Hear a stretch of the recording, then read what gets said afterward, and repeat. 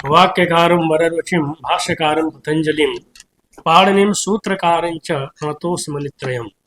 कार्यक्रमस्य अध्यक्षाः अस्माकं गुरुचरणाः श्री शर्मा महोदयाः, भगवत् शुक्ल महोदयाः, देहलीतः समागताः मिश्र महोदयाः, तिवारी जी महोदयाः, पांडे महोदयाः, द्विवेदी महोदयाः, पुरतः विलसन्तः विनय पांडे महोदयाः, अरुण कुमार मिश्र महोदयाः, अन्य सर्वेपि विद्वांसः।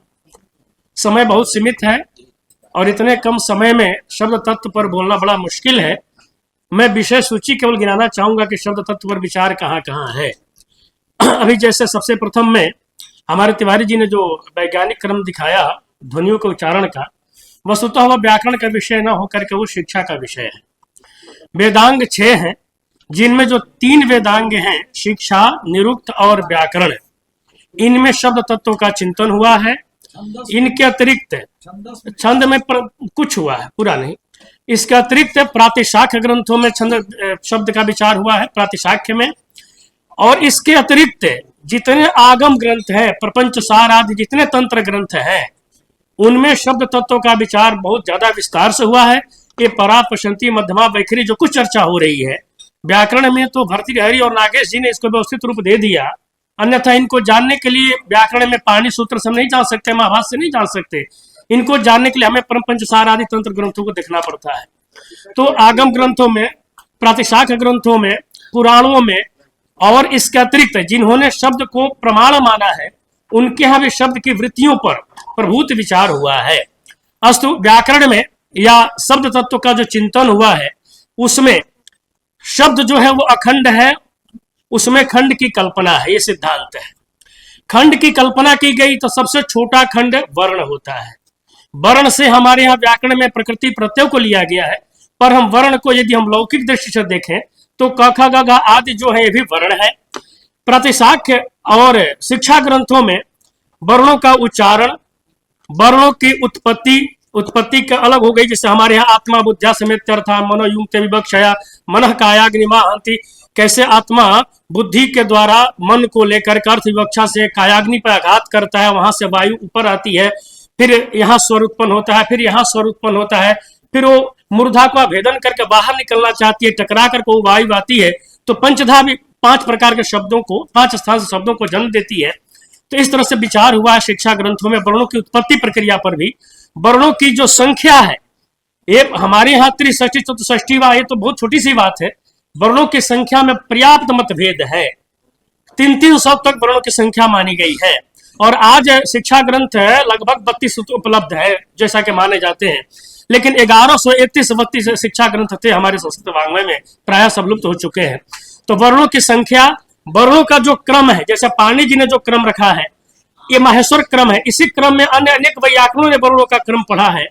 तो ऐन्द्र क्रम है, भी सर ने दीर्घ लृ की चर्चा की थी। आगम ग्रंथों में दीर्घ लृकार भी है, पाणिनि व्याकरण में दीर्घ लृकार नहीं है। हमारे यहाँ 12 ही लृकार से द्वादश विधातु से दीर्घा भावात सीधे से है, लेकिन आगम ग्रंथों में दीर्घ लृकार का भी पाठ है, संस्कृत में है, कभी रहा होगा, अब लुप्त हो चुका है, पर विचार हुआ है। अब इसके बाद शब्द वर्णों के बाद आएंगे तो हमारे यहाँ व्याकरण में शब्द 2 प्रकार का स्वीकृत है, स्फोट शब्द और ध्वनि शब्द। ये स्फोट शब्द क्या है, ये विद्वानों के लिए नहीं, क्योंकि आप जो व्याकरण से इतर छात्र हैं उनके लिए मैं केवल चर्चा कर दूं कि स्फोट क्यों मानना पड़ता है, बस। इसके बाद मैं वाणी का विराम दूंगा। देखिए, स्फोट जो शब्द है, ये स्फोट शब्द चैतन्य रूप है। ये हालांकि इसमें हमारे भर्तृहरि जी का और नागेश जी का मतभेद प्राप्त होता है, फिर भी जो स्फोट है वो अलग शब्द है, और हम जो बोल रहे हैं, आप सुन रहे हैं, ये सब अलग शब्द है। जो हम बोल रहे हैं, सुन रहे हैं, ध्वन्यात्मक शब्द है, ये कार्य शब्द है। और इनसे अभिव्यक्त होने वाला जो शब्द है वो चैतन्य रूप है, वो स्फोट शब्द है, वो एक है, नित्य है, और मध्यमानाद से व्यंग्य है। अस्तु, स्फोट जो है क्यों मानना पड़ा, तो देखिए एक व्यवहारिक उदाहरण से समझिए। घट शब्द कहा जाए तो घड़े का अर्थ बोध होगा, सबको होगा, अनुभव सिद्ध है। इसका तात्पर्य यह है कि घड़े का जो बोध हुआ, उसका बोध कराने की शक्ति घट पद में है, ये तो निश्चित हो गया। अब प्रश्न आया कि घट पद में यदि शक्ति है या वृत्ति है, व्याकरण वृत्ताश्रय कहते हैं उसको, आप समझने के लिए शक्ति समझ लीजिए। शक्ति वृत्ति का एक भेद विशेष है। तो पद में यदि वृत्ति है, शक्ति है, तो कहां है? घट में विचार कीजिएगा तो 4 ध्वनियां हैं, घ अ ट अ। संस्कृत में बोलेंगे तो विसर्ग बढ़ जाएगी, 5 ध्वनि हो जाएगी। प्रश्न हुआ कि जो बोधकता शक्ति है वो कहां है? घ में है, अ में है, ट में है, अ में है, या समुदाय में है? तो यहाँ 4 विकल्प खड़े होते हैं। या तो आप पूरे समुदाय में मानिए कि पूरे घट जो समुदाय है उसमें घट बताने की शक्ति है, पहला पक्ष। अथवा किसी आदि वर्ण में मान लीजिए, अथवा अंत वर्ण में मान लीजिए, अथवा मध्यगामी वर्णों में मान लीजिए। बोधकता शक्ति कहीं ना कहीं माननी पड़ेगी, वृत्ति माननी पड़ेगी। अब यदि हम कहें कि समुदाय में माने, सर 2 मिनट में मैं बता रहा हूं, 2 मिनट में केवल, समुदाय में यदि हम वृत्ति माने तो समुदाय संभव नहीं है। क्यों? क्योंकि घ अ ट अ जो ध्वनिया है ये उच्चरित प्रध्वंसी है। घ है उस समय, अ नहीं है, अ के पास जाएंगे, यहाँ 2 पक्ष हो जाता है, व्याकरणों का अलग, नैयायिकों का अलग। नैयायिकों के यहाँ वर्ण उच्चरित होगा, एक क्षण रहेगा, तृतीय क्षण में उसमें प्रथम क्षण में उत्पत्ति होगी, द्वितीय क्षण में रहेगा, तृतीय क्षण में नष्ट हो जाएगा। पर व्याकरणों के यहाँ तो जिस प्रयत्न से ध्वनि उच्चरित होती है उसी प्रयत्न से ध्वनि नष्ट हो जाती है, तब जाकर दूसरी ध्वनि की उत्पत्ति होती है। कुल मिलाकर के चाहे नैयायिकों वाला माने चाहे व्याकरणों का माने, वर्णों का समुदाय इसलिए नहीं हो सकता कि उच्चरित प्रध्वंसी है। घ है वो, और उस समय अ नहीं है, और ट तक जाएंगे तो घ और सब नष्ट हो जाएंगे, पूर्व वर्ण नष्ट हो जाएंगे। ऐसी स्थिति में जब समुदाय ही नहीं बनेगा तो इनकी बोधकता समुदाय में कैसे मानी जा सकती है? कहा कि प्रथम वर्ण में मान ले, तो यदि प्रथम वर्ण में बोधकता शक्ति मान ले, वृत्ति मान ले, तो घ कहने से ही घट का बोध हो जाए, फिर अट का उच्चारण हम क्यों करें? और घ में भी हम शक्ति मान लेंगे तो जहां जहां घ होगा वहां वहां घड़े का बोध होगा, तो घंटा कहने से भी घड़े का बोध होने लग जाए, ये दोष आया। तब कहा कि अंतिम वर्ण में तब वृत्ति मान ली जाए। कहा कि अंतिम वर्ण में वृत्ति मानेंगे तो घट के अंतिम में क्या है? अ। यदि अ में घटार्थ बोधकता वृत्ति मानेंगे तो जहां जहां अ रहेगा सब जगह घटार्थ की प्रतीत होने लग जाएगी। इसका व्यवच्छेद कैसे करेंगे? राम रावण पर्यायवाची बन जाएंगे, जितने आक्रांत शब्द हैं सब पर्यायवाची बन जाएंगे, व्यवस्था कैसे बन पाएगी? यदि मध्यगामियों में शक्ति माने, वृत्ति माने, तो वहां भी समस्या आएगी कि दिवाकर शब्द है, कई मध्यगामी आ गए, किसमें माने?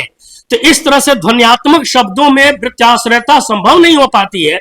इसलिए इन ध्वनियों से अभिव्यक्त होने वाला जो हमारा शब्द है, कोई विलक्षण शब्द है जो अर्थ का बोध कराता है, वो स्फोट शब्द है, वो चैतन्य रूप है। इसके अतिरिक्त जब हम ध्वनि की बात करते हैं, परापसंति मध्यमा वैखरी की चर्चा हम नहीं करेंगे। इसके आगे बढ़ते हैं तो जो बोल रहे हैं ध्वनिया, ये आप ध्वनि सुन रहे हैं, इस पक्ष में भी प्राकृत और वैकृत ध्वनि की उन्होंने चर्चा कर दी कि स्फोट के अभिव्यक्ति के लिए प्राकृत ध्वनि है और वृत्ति भेद के लिए आप तक पहुंचाने के लिए वैकृत ध्वनि है। ये तो हमारे व्याकरणों का सिद्धांत है। लेकिन जो नैयायिकों या दार्शनिकों का सिद्धांत है उसमें शब्द 3 प्रकार के माने गए हैं, संयोगज, विभागज और शब्दज। बस एक मिनट, शब्दज भाई हम लोग तो जानते हैं बच्चों, जब शब्द तत्व तो क्या है थोड़ा समझ नहीं लोगी। शब्दज तो हम जो शब्द सुनते हैं ये संयोगज शब्द, पहले 3 तरह के शब्द हो गए, संयोगज, विभागज और शब्दज। तो जो संयोगज शब्द है वो संयोग से उत्पन्न हो रहा है। विभागज जो शब्द है वो कपड़ा फट गया, निकल गया, तो ये विभागज शब्द है। पर हमारे दार्शनिकों का सिद्धांत है, जो इंद्रियों चक्षु कर्णेंद्रियों को जो अप्राप्यकारी मानते हैं, उनका सिद्धांत है कि जो शब्द नष्ट उत्पन्न होगा, संयोगज हो चाहे विभागज हो, उसी क्षण वो शब्द नष्ट हो जाएगा। फिर हम सुनेंगे कैसे? तो वह सजातीय शब्द को प्रकट करके नष्ट होता है। सजातीय दूसरे सजातीय को, ये बीच तरंग न्याय से हमारे तक जो शब्द आ रहा है ये शब्दज शब्द है, जिसका हम प्रत्यक्ष करते हैं, दार्शनिक विचार है। इसी में जो प्राप्यकारित्व मानते हैं कर्णेंद्रिय का, उनके मत में तो इंद्रिय ही जाकर के तदाकारित होकर के विषय का ग्रहण कर लेती है। ये सब विचार हुआ है। और बाहर जो शब्द है ये भी क्या है? ध्वनि भी स्फोट से अलग उपलब्ध नहीं होती है। ध्वनि से जब स्फोट की भी अभिव्यक्ति होगी तो व्यंजक का जो गुण होता है स्फोट में हासिल होगा। गुरु जी हमारे बैठे हैं जो अध्यक्ष हैं अभी, या व्याकरण और दर्शन के ही विद्वान नहीं है, संगीत शास्त्र के भी बहुत बड़े विद्वान है। आपसे हम लोगों ने कुल गीत और न जाने क्या क्या सीखा है, सब कुछ हॉस्टल में आकर सिखाया करते थे जब हम लोग छात्र थे उस समय। तो संगीत में जो संगीत जानते हैं वो समझ सकते हैं कि हारमोनियम हो, बांसुरी हो, सितार हो, कई वाद्य हो, उन सब से एक ही राग बजाया जाए, हाँ, एक ही राग, सुन सर, एक ही राग बजाया जाए तो सबका स्वर एक होगा, लेकिन आवाज सबकी अलग होगी। बांसुरी की आवाज अलग है, हारमोनियम की आवाज अलग है, पर स्वर अलग है। अब स्वर की उपलब्धि आवाज के बिना हो नहीं सकती, ध्वनि के बिना हो नहीं सकती। अतः ध्वनि और स्फोट का भेद करना बड़ा मुश्किल हो जाता है। और ध्वनि क्या है? सबने कहा शब्द, वायु की चर्चा हुई, तरंग की चर्चा हमने की सर। 3 पक्ष प्रमुख है इसमें, वायु और नाम शब्द ज्ञान शब्द पतिरिष्यते। वायु ही शब्द है, ज्ञान ही शब्द है, और परमाणु अणु ही शब्द है। इसकी भी प्रक्रिया बताई गई है, समय सीमित हो गया है। वाग वही ब्रह्म, जो सर आपने ब्रह्म की चर्चा करते थे, हम ऐसा नहीं है कि जो शब्द ब्रह्म को मान लेते हैं कि शब्द ब्रह्म हमारा काल्पनिक, ऐसा नहीं है। वेद में है वाग वही ब्रह्म, ये वाचम ते मृत्युमत वर्तन्ते, ये वाचम समुपासते, वाक्य की उपासना का विधान किया गया शास्त्रों में। तो जो हम बोल रहे हैं, सुन रहे हैं, जो क्षणिक ध्वनियात्मक जो शब्द है, ये उपास्य नहीं हो सकती है ध्वनि, ये शब्द उपास्य नहीं हो सकता। अतः इसे विलक्षण शब्द हमारे यहाँ स्फोट माना गया है। और सब विचार कर लें तो अंतिम निष्कर्ष एक लाइन में है गुरु जी कि त्रिपाठी गुरु जी ने, रामप्रसाद त्रिपाठी गुरु जी ने अपने ग्रंथ में चर्चा की है कि सब आकलन किया जाए तो वैयाकरणों के यहाँ शब्द 3 प्रकार के सुनिश्चित होते हैं: अनुपहित शब्द, उपहित शब्द और उपाधि शब्द। उपाधि शब्द है वो ध्वनि रूप है, उपहित शब्द जो है वो ध्वनि अभिव्यक्त स्फोट रूप है। और जब तक स्फोट की अभिव्यक्ति नहीं हुई है तब भी वो तो है ना, वो तो नित्य है। उस अवस्था में अनुपहित शब्द है। विस्तार से चर्चा हुई है, समय अभाव है।